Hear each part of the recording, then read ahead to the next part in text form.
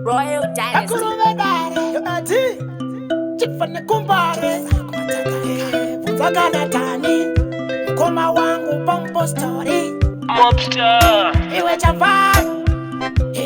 Itamani Yo mobster Superstar Titaman so Hasitase Nikayese Kunyangwe mari yakatata kushanda Yatata kutola mwaya mutumbi wa sara Hasitase Nikayese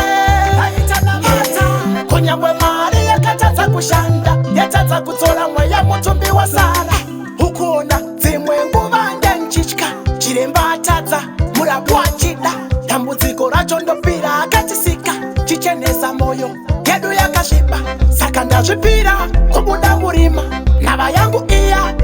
ndasiya Nava ine zvitadzi to ine zvinyadzi Saka ndaimba kiroriya Hasitase Nyika yese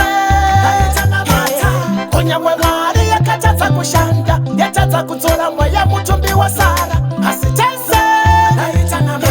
Nyika yese Kunyangwe mari yakatadza kushanda Yatadza kudzora mweya mutumbi wa sara Nasenderedu watizive mangwana Kupedza nguva pachashayinirana Mazvinzwa asikana nevakomana ungoonezana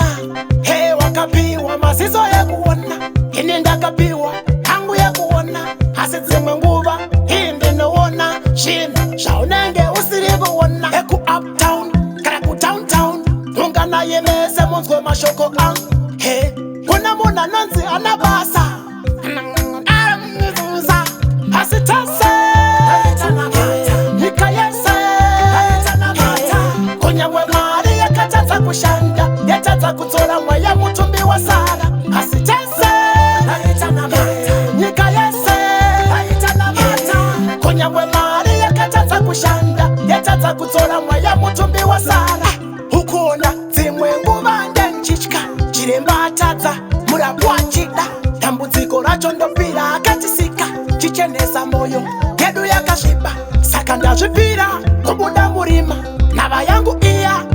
ndasiya Nava ine zvitadzi to ine zvinyadzi Saka ndaimba kiroriya Hasitase Nyika yese Kunyangwe mari yakatadza kushanda Yatadza kudzora mweya mutumbi wa sara Hasitase Nyika yese Kunyangwe mari yakatadza kushanda Yatadza kudzora mweya mutumbi wa sara Mobster.